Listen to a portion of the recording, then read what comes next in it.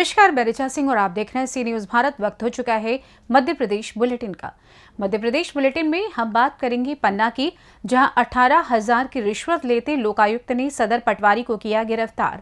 साथ ही चर्चा होगी रीवा की, जहां त्रैमासिक बैठक के दौरान रीवा कलेक्टर ने किया पत्रकार वार्ता का आयोजन। और भी तमाम खबरों पर आइए करते हैं विस्तार से चर्चा। मध्य प्रदेश के सबसे पिछड़े जिले पन्ना में व्यापक पैमाने पर भ्रष्टाचार हर शासकीय कार्यालयों में बेशर्म के पौधे की तरह फल फूल रहा है। हर 2 या 3 महीने में लोकायुक्त पुलिस का छापा पड़ने से मध्य प्रदेश ही नहीं बल्कि देश में शायद पहला स्थान पन्ना जिले का नाम आता है। वह इस वजह से कि आम लोगों के काम से शासकीय अधिकारी और कर्मचारी एवं उनके दलाल अत्यधिक सक्रिय हैं, जो लोगों के काम होने में बाधा उत्पन्न करते हैं और फिर आवेदक से सीधे अधिकारी और बाबू के नाम पर काम कराने का भरोसा देकर उनसे रुपए की मांग करते हैं। जो सक्षम होता है वह कार्यालय के चक्कर ना लगाने की वजह से बाबू को रुपए देकर काम करा लेते हैं और जो अक्षम है उनके जूते चप्पल घिस जाते हैं कार्यालय के बाबूजी के चक्कर लगाकर।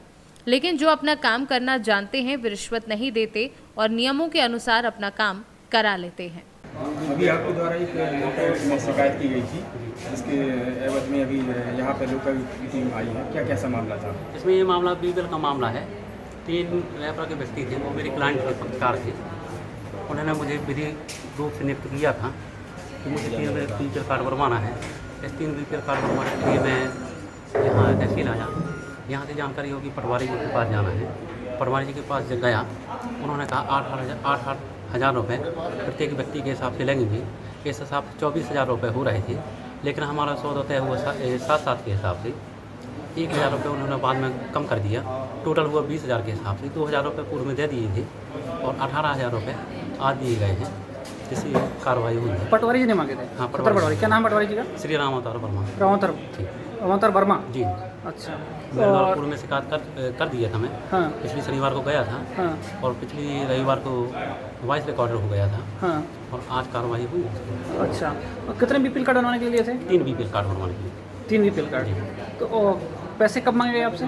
पैसे मुझसे शुक्रवार को मांगे गए थे, पिछले शुक्रवार को। इसकी कुछ शिकायत वगैरह की थी कहीं? हाँ, शिकायत किया था मैं जाकर के लोकायुक्त में जाके शिकायत किया था।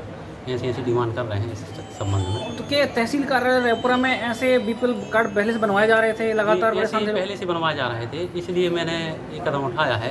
ये जो बीपीएल का बाजार मचा हुआ है, यहाँ पर भ्रष्टाचार मचा हुआ है, ये बंद हो जाए। कब से लगभग तहसील में कई लोग शिकायत पहले से कर रहे हैं, आपको क्या लगता है कब से चल रहा है? अधिकारी आते हैं, जाने लगते हैं, उसी टाइम पे ऐसा होने लगता है। हाँ। पटवारी अपनी दुकान खोल करके बैठ जाते हैं वहाँ पर। तो क्या ऐसा शक है कि तहसीलदार भी इसमें इन्वॉल्व थे? बिल्कुल थे।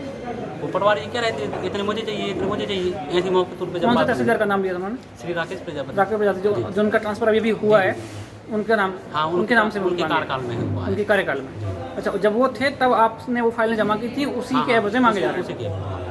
सर जी, अभी रायपुरा तहसील में एक लोकायुक्त की कार्रवाई हुई है, क्या कैसा मामला है? रायपुरा के उमेश कुमार प्रजापति एडवोकेट हैं, इनके द्वारा शिकायत की गई थी लोकायुक्त में कि 3 लोगों के बीपीएल कार्ड बनवाने के एवज में रामचंद, गणेश और चेतराम, इनके बीपीएल कार्ड बनाने के एवज में यहाँ के लोकल पटवारी रामावतार वर्मा के द्वारा 8,000 रुपये प्रति व्यक्ति, ऐसे 24,000 रुपये की रिश्वत की मांग की जा रही थी। आवेदन का सत्यापन किए जाने पर आज 18,000 रुपये रिश्वत राशि लेते हुए पटवारी और कंप्यूटर ऑपरेटर भागीरथ सेन को गिरफ्तार किया गया। क्या रंगे हाथों पकड़ा गया है? जी। किस तरह से टैप किया था लगभग? किस तरह से? मतलब सुबह कार्रवाई 10:30 बजे 10:30 के आसपास टैप हुई? निवास पर, पटवारी के निवास पर। जो सपोर्टिंग डॉक्यूमेंट वगैरह आपको मिल गए हैं? हाँ, जो आवेदक के कार्य से रिलेटेड जो दस्तावेज थे वो अभी तहसील कार्यालय से बरामद। पन्ना से सी न्यूज संवाददाता रीना सोनी की रिपोर्ट। खबर मध्य प्रदेश के रीवा जिले से है, जहां पर कलेक्टर प्रतिभा पाल ने अपने पदभार ग्रहण करने के 3 माह बाद मंगलवार को होटल सेलिब्रेशन में त्रैमासिक बैठक का आयोजन किया, जिसमें कलेक्टर ने जिले के विकास एवं समसामयिक विषयों और अन्य योजनाओं के संबंध में पत्रकारों से रूबरू हुई। इस दौरान कलेक्टर प्रतिभा पाल ने विभिन्न जिलों में अपनी तैनाती और कार्यों को गिनाया, वहीं पत्रकारों से भी विचार विमर्श किया। इस दौरान जनसंपर्क विभाग के अधिकारी और जिले के वरिष्ठ पत्रकार मौजूद रहे। आइए आपको सुनाते हैं कि आयोजित बैठक के दौरान कलेक्टर प्रतिभा पाल ने शासन प्रशासन की योजनाओं को बताते हुए क्या कुछ कहा है और पत्रकारों ने क्या सुझाव दिया है। 3 महीने के बाद की अगर हम लोग जिले की बात करें तो जो मोटा मोटा अभी तक हमारे खुद की अंडरस्टैंडिंग डेवलप हुई है डिस्ट्रिक्ट के लिए, उसमें 2-3 चीज़ें महत्वपूर्ण जो इस पूरे जिले में अभी तक 3-4 महीनों में समझने का हम लोगों ने प्रयास किया है कि ये प्रीडोमिनेंटली जैसे भी मध्य प्रदेश के और जिले हैं अपना एग्रीकल्चर बेस्ड जिला है, और आप सभी लोगों ने जो पिछले 10 सालों में जो परिवर्तन देखा होगा सिंचाई सुविधाएं बढ़ने से, और ये एक प्रूवन फैक्ट है कि सिंचाई सुविधाएं बढ़ते ही एग्रीकल्चर अपना बेटर होता है। अपने यहाँ जो एक फसल लेते होंगे वहाँ 2 फसलें आने लग गई, और जो और थोड़े प्रगतिशील कृषक हैं वो 3 फसलें भी लेने लग गए हैं जहाँ पानी की हमारी वर्ष पर उपलब्धता है। तो इसीलिए अभी अपने यहाँ महत्वपूर्ण इरिगेशन की प्रोजेक्ट चल रहे हैं। नई गढ़ी माइक्रो इरिगेशन उसमें इम्पॉर्टेंट है, अपना लगभग 25,000 हेक्टेयर का एरिया लेगा, और वो प्रोजेक्ट 2025 में समाप्त होगा। लगभग 10,000 हेक्टेयर एरिया अपना ऐसा होगा जो अभी अक्टूबर तक सिंचित हो जाएगा। तो आने वाले समय में उस एरिया में पानी रहेगा। ऐसे ही अपने 2-3 एरिया जो छूटे हुए हैं, हालांकि मऊगंज नया जिला बन चुका है, लेकिन मऊगंज और हरमना का क्षेत्र जो अपना एक छूटा हुआ है, और एक एरिया अपना जवा और त्योथर का पार्शली एरिया छूटा हुआ है। तो आने वाले समय में रीवा जिले में सभी की प्रायोरिटी है, चाहे वो पॉलिटिकल लीडरशिप हो या एडमिनिस्ट्रेटिव लीडरशिप हो, कि आने वाले समय में ये जो 2 मेजर एरियाज हम लोग के छूटे हुए हैं, इस एरियाज में भी हमारा इरिगेशन का कवरेज हो जाए। तो एक दोनों जगह वैसे डीपीआर बनने का काम चल रहा है, तो हम लोग ये उम्मीद कर रहे हैं कि जैसे ही डीपीआर बनेगा तो अगले 1 से 2 साल में रीवा उन जिलों में शुमार होगा जिसका लगभग 90 से 92% का एरिया सिंचित रहेगा। और जब हम लोग सिंचाई की बात करते हैं तो 90% अगर प्लस रहता है तो लगभग उसको 100% ही सिंचित जिला मान लिया जाता है। आप लोगों ने, आप सभी लोग, क्योंकि पत्रकार सभी लोग बाद में हैं, सभी रीवा जिले के रहने वाले हैं, यही पले बड़े हैं, यही जन्म हुआ होगा। आपने अपने कई सारे लोग होंगे जो गांव से शहर में शिफ्ट हुए होंगे, फैमिलीज पहले गांव में रही होंगी, तो आपने खुद ये चेंजेस देखे होंगे कि कृषि जब उन्नत होती है तो अपने यहाँ इकोनॉमिक एक्टिविटीज बढ़ती हैं। अपने यहाँ जो इकोनॉमिक एक्टिविटीज हैं वो भी कृषि पर आश्रित अभी ज़्यादा है। अगर हम लोग एमएसएमई के उद्योगों की बात करें तो अपने यहाँ राइस मिल्स की प्रचुरता है, और अभी भी जो डिमांड है एमएसएमई में वो राइस मिल्स की खूब है। वेयर हाउसेस खूब बने हैं रीवा में पिछले कुछ सालों में।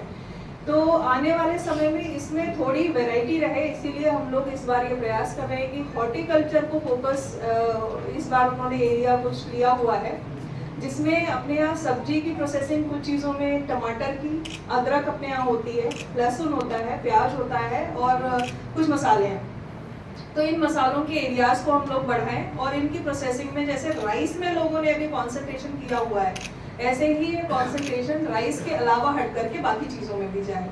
और आप देखेंगे कि अभी जब हम लोग मुख्यमंत्री सीखो कमाओ के बारे में बात करेंगे, जब उसकी रजिस्ट्रेशन की बात कर रहे थे कि कितने लोग कितने ज़्यादा इंटर्न्स को लेंगे, तो उसमें सबसे ज़्यादा जो पार्टिसिपेशन है वो राइस मिल्स का है। कारण ये है क्योंकि वो हमारे लोकल सभी एंटरप्रेन्योर्स हैं, लोकल रीवा के हैं, रीवा में रहते हैं, रीवा के लोग उनके यहाँ काम करते हैं, तो उनको भी सुविधा होती है। और एम्प्लॉयमेंट जनरेशन में एमएसएमई ने बहुत महत्वपूर्ण भूमिका निभाई है। तो आने वाले समय में जो हमारा रोड का एरिया है, ऐसे ही हम लोगों ने हनुमाना जो अपना मिर्जापुर रोड है उस पर डिमांड बहुत ज़्यादा है, एमएसएमई की भी, इंडस्ट्री की भी। तो हनुमाना में लगभग हम लोगों ने 150 एकड़ भूमि पिछले महीने ही चिन्हित की है, और उसके आवंटन की प्रक्रिया भी शुरू कर दी है, ताकि जो मिर्जापुर जाने वाली रोड है वहाँ चूँकि डिमांड यूपी की तरफ के भी लोगों की है, अपनी तरफ के भी लोगों की है, तो उसको कैटर किया जा सके। ऐसे ही इलाहाबाद जाने वाली जो रोड है वो अपना मेन हाईवे है। प्रयागराज की तरफ भी अपने लोगों ने 180 एकड़ जमीन नई आइडेंटिफाई की है, जो कि अपने लोग एमएसएमई को और इंडस्ट्री डिपार्टमेंट को देंगे। इंडस्ट्री डिपार्टमेंट का फोकस भी है कि इस एरिया में भले ही जो कमर्शियल एक्टिविटीज़ हैं या इंडस्ट्रियल एक्टिविटीज़ हैं उनको हम लोग कैसे बढ़ाएं, तो इन दोनों चीज़ों पर लगातार इंडस्ट्री डिपार्टमेंट का भी फोकस बना हुआ है। इसके बाद में जो शासन के इस समय की प्रायोरिटी की योजनाएं हैं, आप सभी लोग परिचित भी हैं। आप में से अधिकतर लोग जनसंपर्क के साथ एम्पायरमेंट भी हैं, लगातार काम भी कर रहे हैं। तो लाडली बहना योजना इस समय मुख्य प्रायोरिटी में चल रही है। जो उसका प्राथमिकता क्षेत्र है वो अपने यहाँ पूरे जिले भर में अगर हम लोग बात करें 4 लाख से ज़्यादा महिलाएं इसमें पात्र, लाडली बहना की पात्र हैं। और अभी 21 से 23 वर्ष की जो नए लोगों का चिन्हांकन शुरू हुआ है, उसमें भी अब तक अपने यहाँ 6 से 7 हज़ार नए आवेदन हो गए हैं, जो आने वाले समय में थोड़ा और बढ़ेंगे। इसमें पैसा तो एक पॉइंट है, 1,000 रुपये देना, आर्थिक आत्मनिर्भरता की बात करता है। उससे भी ज़्यादा इम्पोर्टेंट कंपोनेंट उसका लाडली बहना सेना का है। जो उसका कॉन्सेप्ट है उसको इस तरीके से प्लान किया गया है कि वो आने वाले समय में अपने लोकल स्तर पे, क्योंकि ये गांव पर बनाई गई है लाडली बहना सेना और सभी वार्डों में बनाई गई है, तो उनका ओरिएंटेशन आगे भविष्य में इस प्रकार का रहे कि वो महिला सशक्तिकरण पे काम कर सकें। और महिला सशक्तिकरण की हम लोग बात करते हैं, बहुत बड़ा एक वो स्ट्रेच खुल जाता है। तो रीवा जिले में हम लोग 2 चीज़ों पे फोकस कर रहे हैं कि लाडली बहना सेना 2 चीज़ों में काम कर रहे हैं। अगर किसी भी गांव में पढ़ने वाली बच्ची को पढ़ाई को लेकर के कोई दिक्कत हो, कई बार ये होता है कि 10वीं 12वीं के स्कूल आसपास है तो घर वाले जाने देते हैं, लेकिन जब ग्रेजुएशन की बात आती है तो ये सोच करके कि ब्लॉक स्तर जाना होगा या कहीं और जाना होगा तो ना बोलते हैं। तो इसमें ग्रुप करना, बच्चे ग्रुप कर लें आपस में, तो इस तरीके की चीज़ों को लाडली बहना सेना बात करे, आपस में चर्चा करें, लोगों को कन्विंस करें। और अपने सभी के वाद विवाद, विषय, मत मतांतर सब जगह हो सकते हैं, लेकिन घरेलू हिंसा नहीं होनी चाहिए। तो ये 2 विषय ऐसे हैं जो लाडली बहना सेना के लिए हम लोगों ने रीवा में टेकअप किए हैं, जो आगे चलकर उनके लगातार ओरिएंटेशन होंगे। और जो इसमें महिलाओं का कवरेज है, महिलाओं की जो उपस्थिति है वो लगातार बढ़ रही है। और इसी प्रकार से जो दूसरा इम्पोर्टेंट अभी मुख्यमंत्री सीखो कमाओ का एक नया योजना शुरू हुआ है जो लगभग अपनी परिणति पर है, और इसमें रीवा जिले से हर एक बेसिकली ये 2 लोगों को लेकर के इस योजना को प्लान किया गया था कि अपने यहाँ जितनी भी इंडस्ट्रीज हैं या जितने भी कॉमर्शियल एक्टिविटीज़ हो रही हैं, कॉमर्शियल एक्टिविटी किसी भी प्रकार की हो सकती हैं, इसमें हम लोगों ने किया था कि ऐसी एजेंसीज को आइडेंटिफाई किया, ऐसे एस्टेब्लिशमेंट को आइडेंटिफाई किया जिनके टर्नओवर 5 करोड़ से ज़्यादा थे और 10 करोड़ से ज़्यादा थे, और उसमें फिर वो कितनी वैकेंसीज अपने यहाँ दे सकते हैं जिसमें अपने यहाँ के बच्चों को इंटर्नशिप के लिए लाया जा सके। और इंटर्नशिप भी ऐसी जिसमें कि जो प्रतिष्ठान है उनको खाली 25% पैसा देना है। मान लीजिए 8,000 रुपये मैक्सिमम अगर दे सकते हैं तो उसमें से 25% 2,000 रुपये संबंधित प्रतिष्ठान देगा और बाकी पैसा 75% गवर्नमेंट पे करेगी। अब फायदा इसमें दोनों लोगों के लिए विन विन सिचुएशन है कि प्रतिष्ठानों को भी कम कीमत पे इंटर्न मिल रहे हैं, और इंटर्न सिर्फ सीखते नहीं हैं, कुछ ना कुछ कॉन्ट्रीब्यूशन आपके काम में करते ही हैं। दूसरा, बच्चों के लिए बहुत अच्छा है कि उनको इंटर्नशिप तो मिल ही रही है।